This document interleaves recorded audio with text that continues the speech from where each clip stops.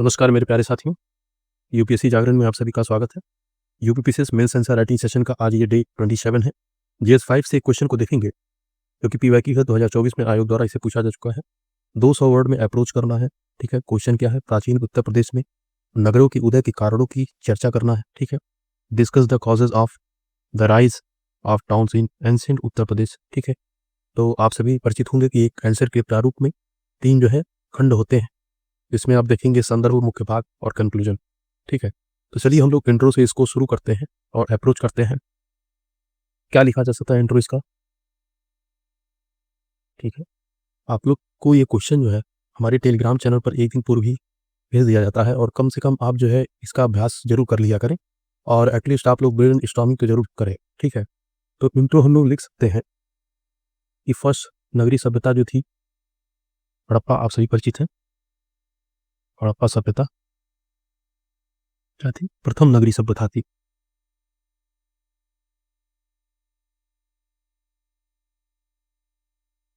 ठीक, यानी कि फर्स्ट अर्बन सिविलाइजेशन, राइट। यानी कि हड़प्पा जो सभ्यता थी, प्रथम नगरी सभ्यता थी। द्वितीय नगरी सभ्यता के रूप में आप देखेंगे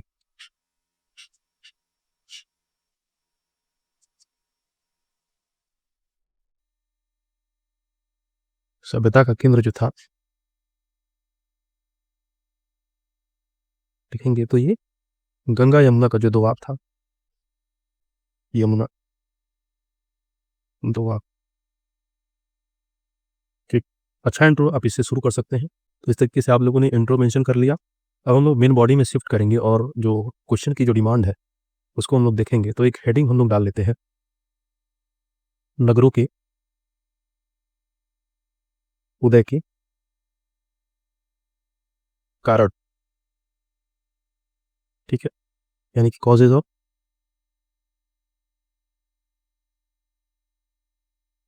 राइज ऑफ सिटीज, ठीक है। नगरों के उदय के कारण, ठीक है। ये हम लोगों ने हेडिंग डाल दी। एक जो है हम लोग राइट साइड में एक यूपी का मैप भी ड्रा करें और जो प्राचीन नगर थे उनको हम लोग मेंशन कर सकते हैं। राइट कॉर्नर में आप एक यूपी यूपी का मैप ड्रॉ कर लें और उसमें मेंशन करें आप कि जो भी प्राचीन नगर थे यूपी के, ठीक है। नीचे आप मेंशन कर सकते हैं कि मैप में आप क्या दिखा रहे हैं, ठीक है। तो एक यूपी का मैप ड्रॉ किया जाए,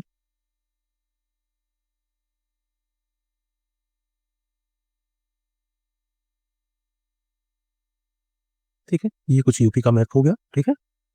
और आप जो है मेंशन करें, फर्स्ट आप कुशीनगर को मेंशन करें, कुशीनगर। नेक्स्ट आप जो है श्रावस्ती को मेंशन करें,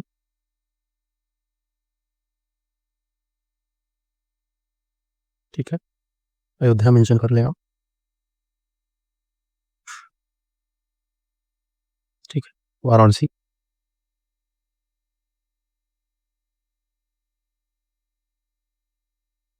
प्रयागराज,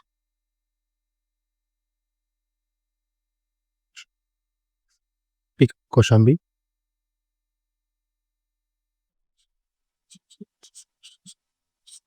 ठीक है। मथुरा। तो ये कुछ आप लोगों ने नगर मेंशन कर लिया। आप फिगर में बता दें कि आप जो है प्राचीन नगर उत्तर प्रदेश के कुछ आप जो है डिटेल्स दे रहे हैं, ठीक है। तो हम लोगों ने एक हेडिंग डाल दिया था नगरों के उदय के कारण। हम लोग सब हेडिंग में एक एक चीज को जो है डिफाइन करते हैं, ठीक है। तो पहला जो हमारा फर्स्ट जो आयाम होगा, पहला जो कारक है, देखेंगे आप तो अनुकूल भौगोलिक जो स्थितियां हैं, स्थिति, यानी कि फेवरेबल्स,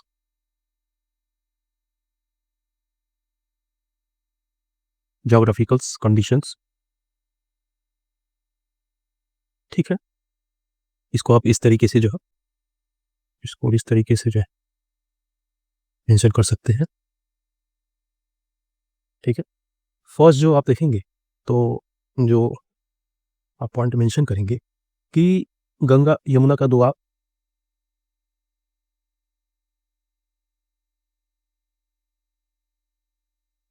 ठीक है।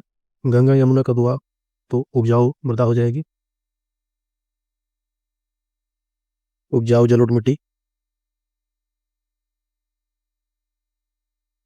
ठीक है। फर्टाइल जो अलाइवल सॉइल है,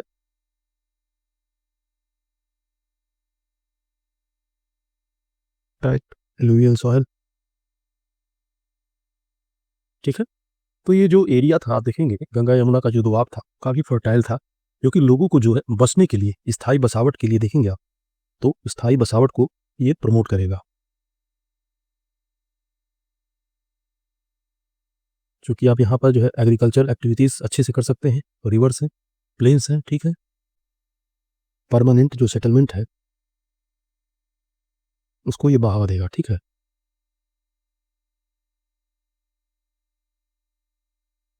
ठीक है। देखेंगे आप तो नदियाँ, ये कुछ इन्फॉर्मेशन आपके लिए, ये क्यूआर कोड है जो है टेलीग्राम ग्रुप का, जिस पे डेली आंसर राइटिंग सीरीज चलाई जा रही है, और इसको आप स्कैन करके इस ग्रुप से जुड़ जाएंगे। टॉप 5 जो कॉपीज़ होती हैं उनका फ्री इवैल्यूएशन किया जाता है, जो कि हमें जो पहले टॉप 5 कॉपीज़ मिल जाती हैं। ठीक है।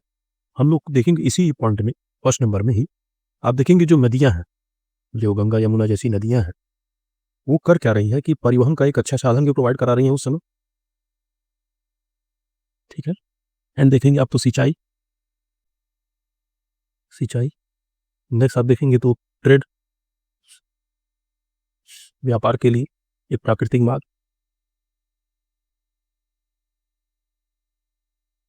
ठीक है। एक प्राकृतिक मार्ग, जैसे कि आप उदाहरण में दे सकते हैं काशी, गंगा घाट पर। ठीक है। नेक्स्ट पॉइंट आप सेकंड पॉइंट में मेंशन कर सकते हैं कि जो इस एरिया में लॉ का जो उपयोग किया जाने लगा वो काफ़ी जो है देखेंगे तो लोगों के लिए सहूलियत बन गया एग्रीकल्चर के पॉइंट ऑफ व्यू से, और जो उपकरण बनाए जाते थे उस समय, तो सेकंड पॉइंट में आप लिख सकते हैं लॉ ऑफ उपकरण, लॉ ऑफ उपयोग। और देखेंगे इससे तो कृषि अधिशेष ने भी, ठीक है, कृषि अधिशेष ने भी जो है आप देखेंगे तो यूज ऑफ आयरन, ठीक है, एंड एग्रीकल्चर सरप्लस। ठीक है।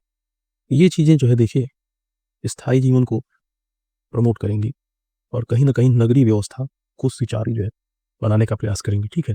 जैसे कि इसमें आप मेंशन कर सकते हैं कि लॉ उपकरण,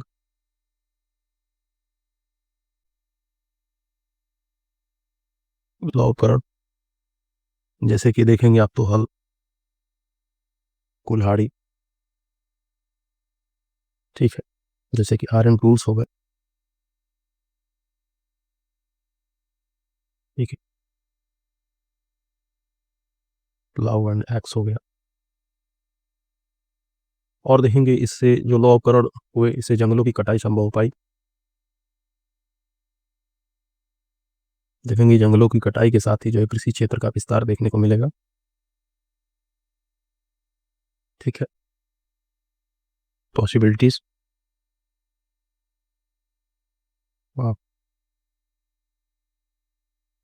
क्लियरिंग फॉरेस्ट। ठीक है। नेक्स्ट आप देखेंगे तो कृषि क्षेत्र का विस्तार होगा इससे।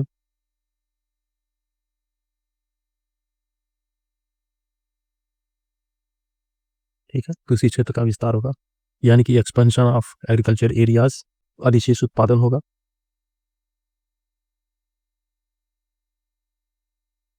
यानी कि जितना जो डिमांड था कंजम्पशन के लिए वो तो प्रोडक्शन हो ही रहा है, अधिशेष रूप में कुछ बच भी रहा है, तो नो डाउट जो है जो व्यापार है उसको भी बढ़ावा मिलेगा। गैर कृषि, गैर कृषि वर्ग, गैर कृषक वर्ग का जो है आप उदय देखेंगे, कारीगर हो गए, व्यापारी हो गए,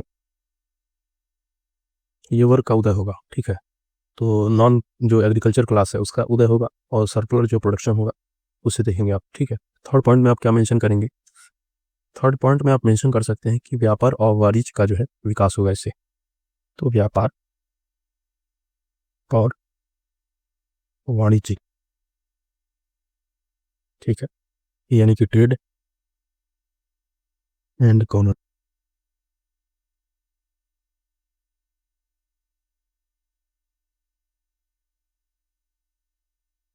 ठीक है। तो आप जो है इसमें मेंशन करें कि उत्तर प्रदेश, आप सभी परिचित होंगे कि उत्तर प्रदेश जो है पूर्व पश्चिम जो मार्ग है,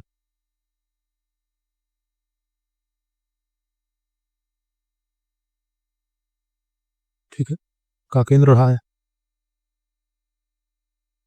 ठीक है। आंतरिक और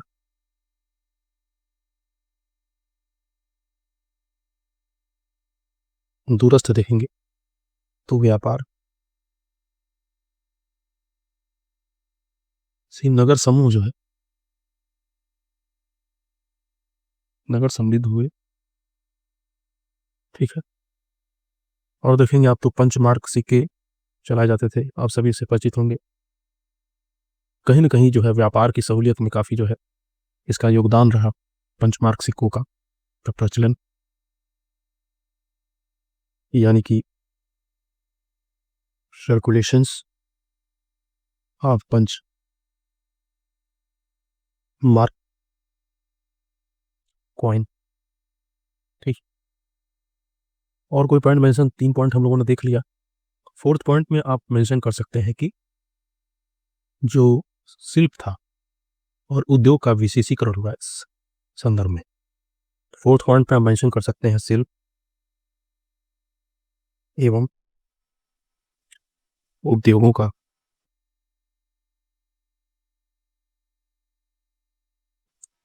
विशेषीकरण, ये भी एक कारक था नगरों के उदय के। ठीक है। यानी कि स्पेशलाइजेशंस,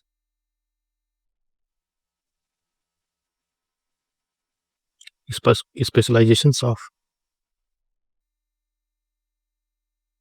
क्राफ्ट्स एंड इंडस्ट्रीज। ठीक है। जैसे कि आप देखेंगे तो कुम्हार,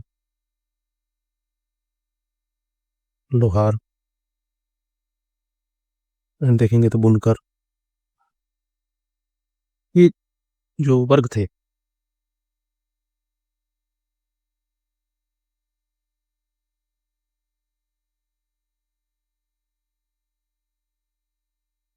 कारीगर, जो वर्ग थे ये विकसित हुए और नगरीय अर्थव्यवस्था देखेंगे इससे जो है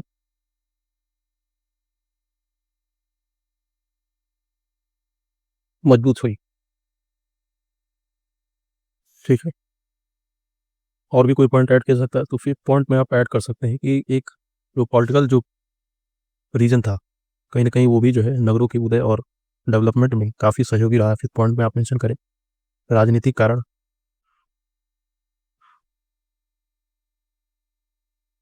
ठीक है। पॉलिटिकल रीजन क्या थे, तो महाजनपदों का जो उदय हुआ, आप सभी जानते हैं कि भारत में जो है 16 महाजनपद थे, जिसमें कि 8 जो महाजनपद थे वो उत्तर प्रदेश में अवस्थित थे। ठीक है। तो पॉलिटिकल जो रीजन था, पॉलिटिकल फैक्टर्स, ठीक है,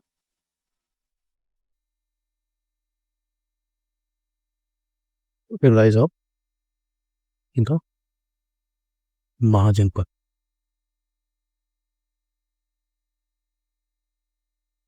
ठीक है। जैसे कि आप मेंशन कर सकते हैं कि कौशल महाजनपद,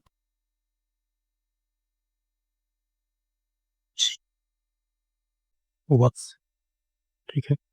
ये जैसे महाजनपद जो थे,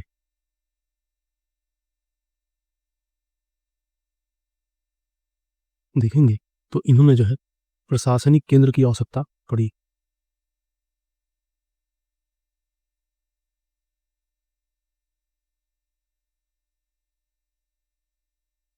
सुविधा के लिए इन्हें जो महाजनपद थे इनके जो प्रशासनिक केंद्र की आवश्यकता पड़ी। ठीक है। Need for administrative centres. ठीक है। और क्या ऐड करेंगे इसमें, तो देखेंगे आप राजधानियाँ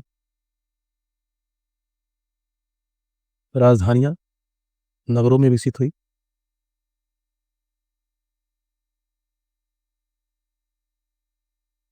आप एग्जाम्पल में बता सकते हैं, उदाहरण। ठीक है, श्रावस्ती, जो कि आप देखेंगे तो कौशल महाजनपद की उसी की राजधानी थी। नेक्स्ट उदाहरण आप कौशाम्बी दे सकते हैं, वो बस राजधानी थी इसकी। ठीक है, यानी कहने का जो आशय है, कई जो महाजनपद थी उनकी जो कैपिटल्स थी वो कहीं ना कहीं एक नगर के रूप में जो है डेवलप हुए। ठीक है, और 6 पॉइंट में ऐड करें आप कि जो प्रशासन था और जो नगर के लिए जो सैन्य आवश्यकताएं थी वो भी कहीं ना कहीं जो है नगर के विकास में एक जो है सहायक सिद्ध हुई। तो प्रशासन और सैन्य आवश्यकताएं, ठीक है, यानी कि एडमिनिस्ट्रेटिव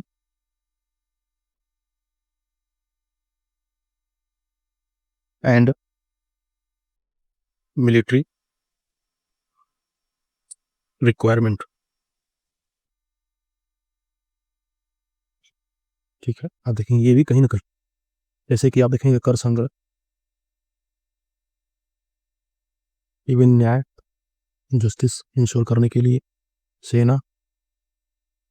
ठीक है, इन्होंने क्या किया, संगठित जो नगर थे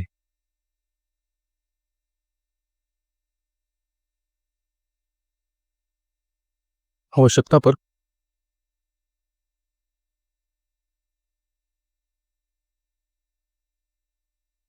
संगठित जो नगर थे उनकी आवश्यकता पर इन्होंने बल दिया। ठीक है, और कहीं ना कहीं से जो है एक संगठित नगर जो है देखने को आपको मिलता है। ठीक है, यानी कि कर संग्रह, टैक्स कलेक्शंस, जस्टिस एंड जो है मिलिट्रीज। ठीक है, एक पॉइंट आप और आप ऐड कर लें, 7th पॉइंट।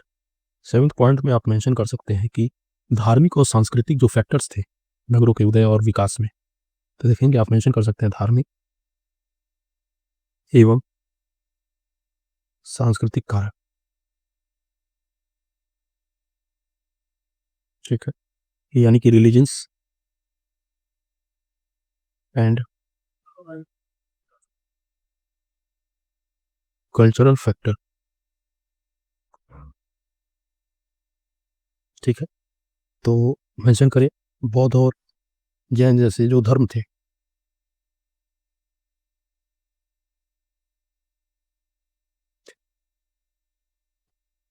बौद्ध और जैन धर्मों ने देखेंगे नगरों के प्रचार प्रसार में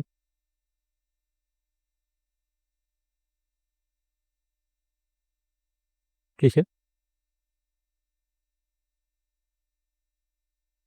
नगरों को ही जो है सेंटर बनाया अपने शहर धर्म की एक्सपांसन में, प्रोपेगेशंस में। ठीक है, नेक्स्ट जो आप ऐड करेंगे विहार, स्तूप और शिक्षा केंद्र। ठीक है, वो विकसित हुए।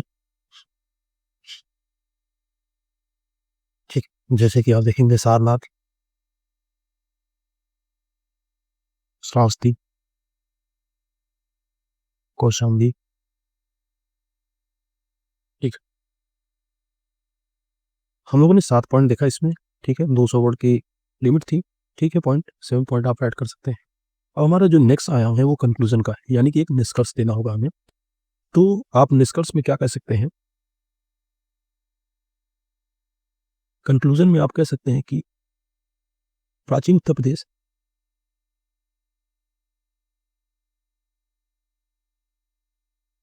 नगरों के उदय, ठीक है, नगरों के उदय विविध कारणों का परिणाम,